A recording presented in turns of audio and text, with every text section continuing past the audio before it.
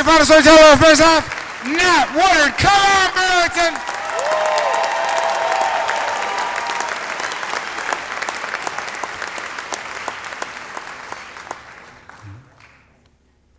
It's 1973. I'm 4 years old.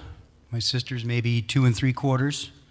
It's Christmas morning, and it's the first one I can remember. We are so freaking excited.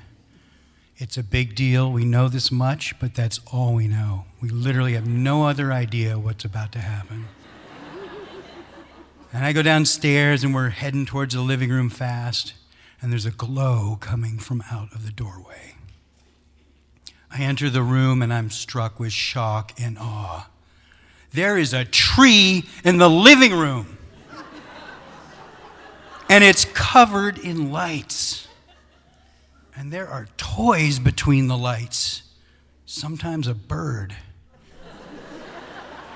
And on top of the tree is a star, sun, moon thing almost touching the ceiling. And underneath, boxes of every color, shining and glinting. And over the fireplace, Dad's winter socks. Long and gray with red heel and toe bulging. Candy canes popping out the top. None of this stuff was here last night. Where did it come from? I would soon learn it was a small elven man in a red suit with 8 tiny reindeer. But until that point, the possibilities were endless. Like the way my sister and I entertained ourselves in the middle of nowhere. It was a house built in 1796, which is great for my dad because he lived in the 1400s. He did not believe in television. We didn't have power tools. He would always say Disney was bastardization of good American folklore, son. So we would spend our days in back of the house, sprawling fields, making stuff up. We had names for things like Roller Coaster Hill and Table Rock and Fairy Brook Falls, which was a tiny little trickly stream with a 6-inch drop of water. And we would play out there until the cows went home. And I say went because they were not our cows. I would head out there after school, and I would build a 7-story treehouse with 5 pieces of wood and 3 nails. And I would gaze upon our kingdom from the treetops. If I had ever fallen out of any of those things, I never would have been found.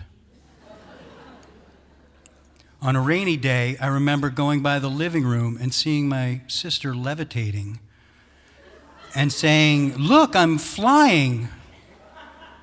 And as I come into the room, I sort of see that her toes are on the edge of the couch and her whole body is planked out in midair, 10 inches off the ground. The other end of her body supported by a single chopstick, running from the floor to the top of the center of her teeth, arms stretched out. Well, I ran to the kitchen and got my chopstick. Now we're both flying, and it was wonderful. Then the chopstick slipped off my tooth and punctured a chopstick-sized hole in the back of my throat. It's totally worth it to go flying. The nearest neighbors were about 1/10 of a mile away. I didn't even know they existed. They're on the top of the hill.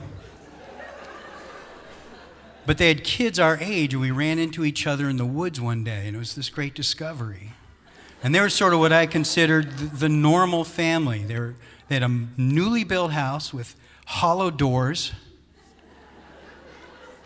and they had television and riding lawnmowers, and the whole family would gather together on Friday nights to watch Dukes of Hazzard together.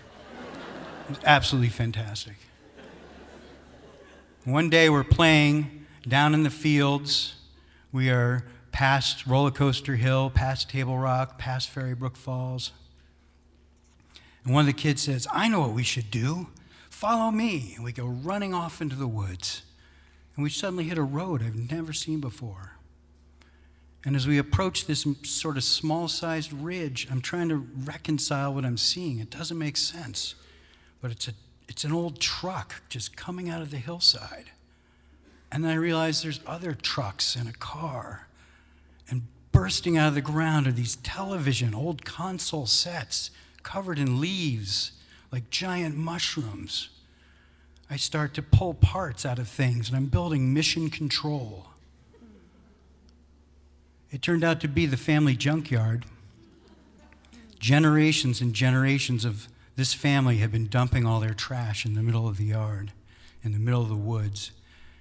And I had access to cars and washers and dryers and televisions and even regular garbage. And it was all mine.